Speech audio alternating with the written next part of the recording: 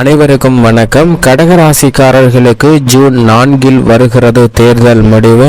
சிந்தித்து உழைத்தால் கடகராசிக்காரர் வாழ்வில் வருகிறது விடிவு என்று சொல்லக்கூடிய வகையில் ஜூன் மாதத்தில் கிரகநிலைகளின் அமைப்பில் ஏற்படக்கூடிய அதிரடியான மாறுதல்கள் என்னவென்று பார்க்கும் போது புதன் மிகவும் வலுவாக லாபம், விரயம் மற்றும் ஜென்ம ராசியில் நுழைய போகிறாருங்க. புதனில் ஏற்படக்கூடிய அதிரடியான மாறுதல்கள் பல மாற்றத்தை ஏற்படுத்துகிறது. மேலும் வித்யாகாரகரான புதன் ஆட்சி பலம் பெற்று பெரும்பாலும் சஞ்சரிக்க போகிறார். எனவே உணர்ச்சி வசப்படாமல் முடிவெடுக்கக்கூடிய யோகம் கிடைக்கிறது. மட்டுமல்லாது லாபத்தில் குருவுடன் இணைந்து சுக்கிரன் ஆட்சி பலம் பெறுகிறார். சூரியனும் முற்பகுதியில் வலுவாக லாபஸ்தானத்தில் வெற்றிருக்கிறார். சனி ஆட்சி பலம் பெற்று அஷ்டமத்தில் அமர்ந்திருக்கிறாருங்க. ராசியின் அதிபதியாக இருக்கக்கூடிய சந்திரனும் 2.5 தினங்கள் ஆட்சி பலம் பெற்று வலுவாக ஜென்ம ராசியில் வெற்றிருக்க போகிறார். இப்படி பல கிரக நிலைகள்ல ஏற்படக்கூடிய அதிரடியான மாறுதல்கள் ஜூன் மாதத்தில் வருகிறது விடுவு என்று சொல்லக்கூடிய வகையில் பல மாற்றங்களை கடகராசிக்காரர்கள் வாழ்வில் ஏற்படுத்துகின்றது. ஜூன் மாதத்தில் கிரகநிலைகளின் அமைப்பை ஆராய்ந்து பார்க்கும் போது கிரகநிலைகள்ல பல அதிரடியான மாறுதல்கள் ஏற்படுகின்றன. மேலும் குறிப்பாக மிக முக்கியமாக பூமிக்காரகன், மங்களக்காரகன் என்று சொல்லக்கூடிய செவ்வாய் இந்த மாதத்தின் துவக்கத்திலிருந்தே ஆட்சி பலம் பெற்று தனது சொந்த ராசியான மேச ராசியில் வலுவாக அமர்ந்து சஞ்சரிக்க போகிறாருங்க. பூமிக்காரகன், மங்களக்காரகன், சகோதரக்காரகன் என்று சொல்லக்கூடிய செவ்வாய் ஆட்சி பலம் பெறுவது நிச்சயம் வரவேற்கத்தக்க ஒரு அமைப்பாக பார்க்க உங்களது உழைப்பிற்கு ஏற்ற பலன்கள் நிறைந்து கிடைப்பதற்கான அதிர்ஷ்ட யோகம் உண்டு என்பதை மங்களக்காரகன் தெளிவாக உறுதிப்படுத்துகிறாருங்க. திட்டமிட்டு சரியான வகையில் துல்லியமாக செயல்படுவதற்கான யோகத்தை கொடுக்கிறார். அதே போன்று புதன் ஜூன் மாதம் 9ஆம் தேதியில் இருந்து ஆட்சி பலம் பெற்று சஞ்சரிக்க போகிறாருங்க. வித்யாகாரகன் ஆட்சி பலம் பெற்று வலுவாக சஞ்சரிக்க போகிறார். இந்த மாதத்தின் இறுதியில் கடகராசிக்குள் நுழைய போகிறாருங்க. சுக்கிரனை பொறுத்த வரைக்கும் மாதத்தின் முற்பகுதியில் 13ஆம் தேதி வரை ஆட்சி பலம் பெற்று தனது சொந்த ராசியான ரிஷப ராசியிலும் 13ஆம் தேதிக்கு பிறகு மிதுன ராசியிலும் சஞ்சரிக்க போகிறாருங்க. மேலும் முடிவுமாக இருக்கக்கூடிய சூரியன் முற்பகுதியில் ரிஷப ராசியில் குருவுடன் இணைந்து சஞ்சரிக்கிறார். பிற்பகுதியில் மிதுன ராசியில் சஞ்சரிக்க போகிறார். கிரகங்களிலே வலிமை வாய்ந்த கிரகங்கள் என்று பார்க்கக்கூடிய சனி இந்த மாதம் முழுவதும் ஆட்சி பலம் பெற்று கும்ப ராசியில் வீற்றிருக்கிறார். குரு மிக வலுவாக ரிஷப ராசியில் சஞ்சரிக்க போகிறார். குருவின் அமைப்பில் மாற்றமில்லை. ராகு கேதுவின் அமைப்பிலும் மாற்றமில்லை. ராகு மீன ராசியிலும் மோட்சக்காரகரான கேது கன்னி ராசியிலும் வீற்றிருக்கின்றனர். சந்திரன் 12 இடங்களிலும் மாறி மாறி சஞ்சரிக்க போகிறார். மொத்தமாக 5 கிரக நிலைகள் ஆட்சி பலம் பெற்று சஞ்சரிக்கக்கூடிய ஒரு சிறந்த மாதமாக பார்க்கப்படுகிறது. 2.5 நாட்கள் சந்திரன் ஆட்சி பலம் பெற்றும் இந்த மாதம் முழுவதுமே செவ்வாய் ஆட்சி பலம் பெற்று மேசராசியில் சஞ்சரிக்கிறார். அதே போன்று இந்த மாதம் முழுவதுமே சனி ஆட்சி பலம் பெற்று கும்பராசியில் வீற்றிருக்கிறார். சுக்கிரன் மாதத்தின் முற்பகுதியில் ஆட்சி பலம் பெற்று ரிஷபராசியிலும் வித்யாகாரகரான புதன் ஆட்சி பலம் பெற்று 9ஆம் தேதி முதல் மிதுன ராசியிலும் சஞ்சரிக்க போகிறாருங்க. இப்படி 5 கிரக நிலைகள் ஆட்சி பலம் பெற்று சஞ்சரிக்கக்கூடிய மாதத்தை சரியாக பயன்படுத்தி கொண்டால் நிச்சயமாக சிறப்பான வளர்ச்சியும் எதிர்காலமும் அமைவதற்கான யோகம் உண்டு. மட்டுமல்லாது இந்தியாவின் தேர்தல் முடிவும் ஜூன் 4 அன்று வெளியாகிறது. ஜூன் மாதத்தில் பல நிலைகளில் ஏற்படக்கூடிய மாறுதல் உங்களுடைய வாழ்வில் சிந்தித்து உழைத்தால் மிக சிறப்பான முன்னேற்றத்தை பெற்றுத்தரும் என்பதை தெளிவாகவும் துல்லியமாகவும் எடுத்து காட்டுகிறது. ஏனென்றால் இதுவரை நமது இந்திய தேசத்தில் சுதந்திரம் அடைந்ததிலிருந்து நாம் ஒப்பிட்டு பார்க்கும் போது விலைவாசி அன்றாடம் உயர்ந்து கொண்டேதான் செல்கிறது. ஜூன் 4ற்கு பிறகு ஆளுகின்ற கட்சி ஆட்சி அமைத்தாலும் எதிர்கட்சி ஆட்சி அமைத்தாலும் விலைவாசி உயர்வு என்பது கட்டுக்குள் இருப்பதற்கான சாத்தியக்கூறுகள் குறைவு என்று சொல்லிவிடலாம். எனவேதான் சிந்தித்து உழைத்தால் நமது வாழ்வில் விடிவல் பிறக்கும் ஒரு மாதமாக ஜூன் மாதம் அமையும் என்பதில் சந்தேகமே இல்லை. கடினமாக உழைத்தால் மட்டும் போதாது, நம்மளுடைய அறிவாற்றலை பயன்படுத்தி இருக்கக்கூடிய வளங்களை எப்படி சரிவர பயன்படுத்துவது என்று சிந்தித்தால் மட்டும்தான் உயர முடியும். சமயம் முதலீடு செய்து மிகப்பெரிய அளவில் வளர்ச்சி அடைந்திடலாம் என்று நினைத்து மாட்டு பண்ணை வைக்கலாம் என்று ஆரம்பிக்கும் போது நம்மளுடைய நேரமோ அல்லது விதியோ எது சரியில்லையோ என்று தெரியாது. ஆனால் இதுவரை எந்த விதமான பாதிப்பும் இல்லாமல் நம்ம மாட்டு பண்ணை ஆரம்பித்து ஆரம்பித்ததற்கு பிறகு கோமாரி நோய் உட்பட பல பாதிப்புகள் ஏற்பட்டு அதிலும் நஷ்டம் ஏற்படுவதற்கான வாய்ப்பு உள்ளது. எனவேதான் சிந்தித்து செயல்பட வேண்டும். இந்த தருணத்தில் நாம் எதை எடுத்தாலும் சறுக்கல்களை சந்திக்கிறோமே, வீழ்ச்சியை சந்திக்கிறோமே என்று ஆதங்கப்பட்டால் மட்டும் பத்தாது. அதனுடன் சேர்த்து நாம் எப்படி வாழ்வில் முன்னேற்றம் பெற வேண்டும் என்பதை ஆட்சி பலம் பெறக்கூடிய கிரகநிலைகள் அற்புதமாக உருவாக்கி கொடுக்க போகின்றன. எனவே நம்மளிடம் இருக்கக்கூடிய அறிவாற்றலை சிந்திக்க வேண்டும். உதாரணமாக மாட்டுப்பண்ணை அமைத்தாலும் இதுபோன்ற நோய் தாக்குதல் காரணமாக மாடுகளுக்கு எப்படி பாதிப்பு ஏற்படும், அதிலிருந்து நாம் எப்படி மீள்வது, என்னென்ன தடுப்பு வழிகள் உள்ளன என்பதை சிந்தித்து செயல்படுத்தும் போது நீங்கள் செய்யக்கூடிய காரியம் சிறிய காரியமாக இருந்தாலும் கூட அதில் மிக பெரிய அளவில் வளர்ச்சி நிச்சயமாக இருக்கும் என்பதில் சந்தேகமே இல்லை.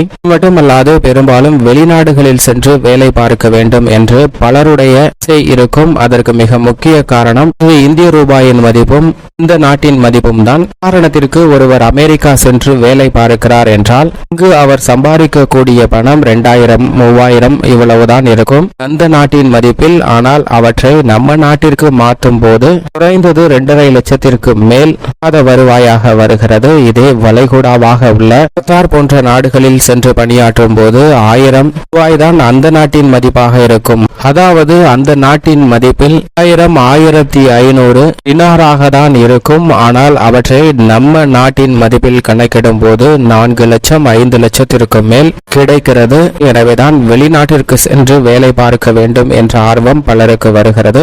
இதற்கான முயற்சியில் ஈடுபடுகிறவர்களுக்கும் நல்ல பலன் நிறைந்து கிடைக்கக்கூடிய மாதமாக நிச்சயமாக அமையும். என்றால் சுதந்திரம் அடையும் போது இந்திய ரூபாயின் மதிப்பும் டாலருக்கு நிகரான மதிப்பும் ஏறத்தாழ சமம் அல்லது ஒரு 1 2 3 ரூபாய் கூட இருக்கும் என்று வைத்துக் கொள்ளலாம். ஆனால் தற்போது அது 80 மடங்குக்கு மேல் சென்று விட்டது.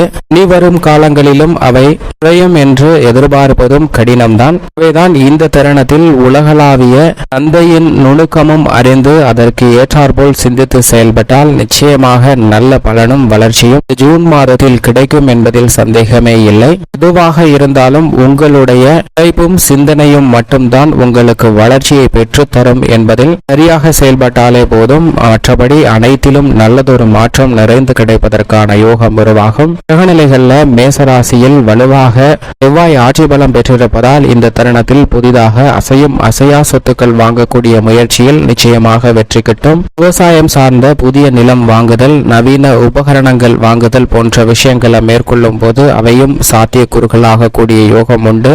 பெரும்பாலும் செவ்வாய் மங்களகாரகன் ஆட்சி பலம் பெற்றிருப்பதால் பல்வேறு வகையான உப நிகழ்வுகளை இந்த தருணத்தில் சிறப்பாக செய்து முடிக்கக்கூடிய யோகமும் உண்டு. சுக்கிரனும் ஆட்சி பலம் பெற்றிருக்கிறாருங்க. எனவே குடும்பத்திற்கு தேவையான வசதி வாய்ப்பை மேம்படுத்துதல், வருமானத்தை உயர்த்தி கொள்ளக்கூடிய வகையில் புதிய வாய்ப்பு நிறைந்து கிடைத்தல் போன்ற அனைத்தும் கிடைக்கும். உங்களுடைய சிறு முயற்சிக்கு கூட மிக பெரிய அளவில் பலன் கிட்டுவதற்கான யோகம் உண்டு. புதனும் மிதுன ராசியில் 9ஆம் தேதியிலிருந்து ஆட்சி பலம் பெறுகிறார். வித்யா காரகன் ஆட்சி பலம் பெறக்கூடிய இந்த வேளையில் சிந்தித்து அனைத்து விதமான பணிகளையும் நுணுக்கமாக செயல்படுவதற்கான யோகத்தை கொடுக்கிறார். வருமானத்தை உயர்த்தி கொள்ளக்கூடிய வகையில் பல வழிகளை சிறப்பான முறையில் திட்டமிட்டு செயல்படுத்துவதற்கான யோகம் நிச்சயமாக கிடைக்கும். சந்திரனும் பெரும்பாலும் சாதகமாகவே வலம் வரக்கூடிய ஒரு அமைப்பாக இருக்கிறது. சந்திர அஷ்டம தினங்கள்ல மட்டும் மிக முக்கியமான பணிகளை தவிர்ப்பது நல்லது. மற்றபடி அனைத்துமே சாதகமாக அமையக்கூடிய யோகம் உண்டு. சூரியன் பிப்ரவரியில் ரிஷபராசியிலும் 15ஆம் தேதிக்கு பிறகு மிதுன ராசியிலும் சஞ்சரிக்கிறார். சூரியனுக்கு அதிநட்பு ராசியாக புதன் பார்க்கப்படுகிறார். எனவே புதனின் ஆட்சி வீட்டிற்குள் நுழையக்கூடிய சூரியனின் அமைப்பு காரணமாக அலைச்சல் வெகுவளவில் குறையும். ஆரோக்கிய தொல்லைகளும் பல மடங்கு குறையக்கூடிய யோகம் இந்த தருணத்தில் உண்டு. ஆட்சி பலம் பெற்று சனி சஞ்சரிப்பதால் இந்த தருணத்தில் புதிய வேலை வாய்ப்பு ரீதியான முயற்சிகள்ல நல்ல வெற்றி கிட்டுங்க. பெரும்பான்மையான கிரகநிலைகள் ஆட்சி பலம் பெற்றிருக்கும் போது நீயும் ஆட்சி பலம் பெற்றிருக்கிறார். புதிய வேலை வாய்ப்பு, வெளிநாட்டு வேலை வாய்ப்பு போன்றவை சிறப்பாக உங்களுக்கு கிடைக்கக்கூடிய யோகம் உண்டு. தொழில் ரீதியாகவும் அதிரடியான மாற்றங்களை செய்யலாம். இந்த கிரக நிலைகள் ஆட்சி பலம் பெற்று சஞ்சரிக்கக்கூடிய ஒரு மாதமாக ஜூன் மாதம் அமைவதால் இந்த தருணத்தை தவற விட்டுவிடாதீர்கள். சரியாக பயன்படுத்திக் கொள்ளுங்கள். தொழில் கிரகமாக இருக்கக்கூடிய ராகு மற்றும் கேது சஞ்சார தூரத்தில் பாதிக்கு மேல் கடந்து விட்டதால் வெகுவளவில் சிரமம் குறைகிறது.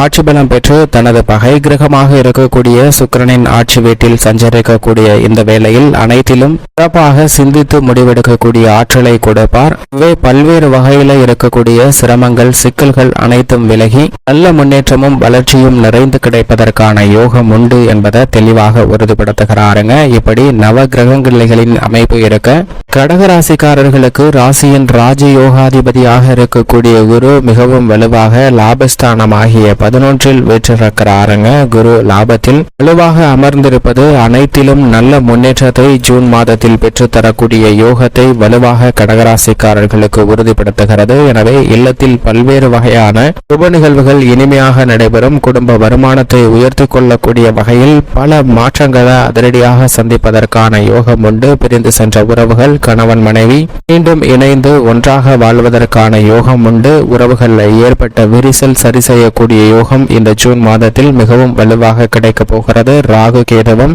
வலுவான அமைப்பில் வீற்றிருக்கின்றன. 9 ராகுவும் 3 கேதுவும் இருப்பதால் எந்த காரியத்தை கையில் எடுத்தாலும் முன்னேற்றத்திற்கு முட்டுக்கட்டையிடக்கூடிய அனைத்துமே தோல்வியை சந்திக்கும். எனவே காரிய வெற்றி நிறைந்து கிடைக்கக்கூடிய யோகம் மிக வலுவாக கிடைக்கிறது என்பதை ராகு கேது உறுதிப்படுத்துகின்றன. லாபஸ்தானத்தில் லாபாதிபதியாக இருக்கக்கூடிய சுக்கிரன் ஆட்சி பலம் பெற்று முற்பகுதியில் வலுவாக வெற்றிருக்கிறார். அவருடன் சூரியனும் இணைந்து சஞ்சரிக்கிறாருங்க. எனவே இந்த தருணத்தில் கடகராசிக்காரர்களுக்கு பல கிரக நிலைகள் லாபஸ்தானத்தை வலுப்படுத்தக்கூடிய வேளையில் பல்வேறு வகையில இந்த காரியத்தை கையில் எடுத்தாலும் வெற்றி கிட்டுவதற்கான யோகம் மிகவும் வலுவாக கிடைக்கிறது. 4 மற்றும் 11ஆம் இடத்தின் அதிபதி லாபஸ்தானத்தில் ஆட்சி பலம் பெறுவதால் இல்லத்தில் பல்வேறு வகையில குந்தகம் விளைவித்த பல சிரமங்கள் விலகுகிறது. புதிய வாய்ப்புகள் நிறைந்து கிடைக்கும். கலைத்துறையில உச்சபட்ச வளர்ச்சி மிகவும் சிறப்பாக ஏற்படுகிறது. அரசியல் சார்ந்த பணிகளில் அதிரடியான மாற்றமும் முன்னேற்றமும் மக்கள் மத்தியில் செல்வாக்கு நிறைந்து கிடைக்கக்கூடிய யோகமும் இந்த தருணத்தில் வலுவாக உண்டு என்பதில் சந்தேகமே இல்லை. சனி அஷ்டமத்தில் அமர்ந்திருப்பதால் உத்தியோக ரீதியாக அதிரடியான முடிவுகளை எடுக்க வேண்டாம். பணிச்சுமை என்பது சற்று கூடுதலாக இருக்கக்கூடிய ஒரு தருணமாக தான் பார்க்கப்படுகிறது. பணிச்சுமை அதிகமாக இருந்தாலும் கூட அவற்றை சமாளித்து நல்ல ஒரு சூழ்நிலையாக மாற்றிக்கொள்ளக்கூடிய யோகம் உண்டு. தொழில் மற்றும் வியாபாரத்தில் தனித்து செயல்படுவதை விட கூட்டு முயற்சியாக ஈடுபடும் போது பல்வேறு வகையான சிரமங்கள் நிச்சயம் விலகும். நல்ல கிரகமாக இருக்கக்கூடிய சூரியன் லாபத்திலும் விரயத்திலும் சஞ்சரிக்க போகிறார். லாபத்தில் நன்மையும் விரயத்தில் வரும்போது சற்று அலைச்சல் அதிகரிப்பதற்கான சூழல் உண்டு. எனவே விழிப்புணர்வுடன் செயல்படுங்க. மிகவும் வலுவாக மங்களகாரகன் என்று சொல்லக்கூடிய செவ்வாய் ஸ்தானம் கர்மஸ்தானம் என்று சொல்லக்கூடிய 10 ஆட்சி பலம் பெற்று வலுவாக வெற்றிருக்கிறாருங்க. செவ்வாயினுடைய ஆட்சி பலம் பல்வேறு வகையில புதிய வாய்ப்புகளையும் புதிய சொத்துக்களையும் வாங்குவதற்கான யோகத்தை நிச்சயமாக கடகராசிக்காரர்களுக்கு ஏற்படுத்தி கொடுக்கிறது. எனவே இல்லத்தில் மகிழ்ச்சி அதிகரிக்கக்கூடிய வகையில் பல புதிய சொத்துக்களை வாங்குவதற்கான யோகம் இந்த தருணத்தில் நிறைந்து கிடைக்க போகிறது. பெண்மணிகளின் நலனுக்கு பொறுப்பேற்ற குரு சுக்கிரன் ஆகிய 2 கிரகநிலைகளும் பெரும்பாலும் லாபஸ்தானத்தில் வலம் பெறுவதால் கடகராசிக்கார பெண்மணிகளுக்கு உங்களுடைய வாழ்வில் விடிவு கிடைக்கக்கூடிய ஒரு சிறந்த மாதமாக இந்த ஜூன் மாதம் அமையும். எந்த காரியத்தை கையில் எடுத்தாலும் கனகச்சிதமாகவும் வெற்றிகரமாகவும் முடிவேற்றக்கூடிய யோகம் மிக வலுவாக உண்டு. மாணவர்களுடைய கல்வியில் ஆட்சி பலம் பெறக்கூடிய வித்யாகாரகரின் அமைப்பால் நல்ல முன்னேற்றம் நிறைந்து கிடைக்கப் போகிறது. உயர்கல்வி உள்ளிட்ட அனைத்தும் சாதகமாக அமையும். மேலும் இந்த தருணத்தை சாதகமாக மாற்றிக்கொள்ள நிச்சயமாக கடகராசிக்காரர்கள் வாரத்தில் தினம் ஒரு நாள் விரதமிருந்து அருகாமையில் உள்ள சிவன் ஆலயம் சென்று தீபம் ஏற்றி வழிபாடு செய்யுங்கள். அப்படி செய்வதால் பல்வேறு வகையான சிரமங்கள் விலகும். ஜூன் மாதத்தில் விடிவு பிறக்கக்கூடிய ஒரு தருணமாக அமையும் என்பதில் நிச்சயம் சந்தேகமே இல்லை என்பதை கிரகநிலைகள் தெளிவாகவும் துல்லியமாகவும் உறுதிப்படுத்துகின்றன. கடகராசிக்காரர்களுக்கு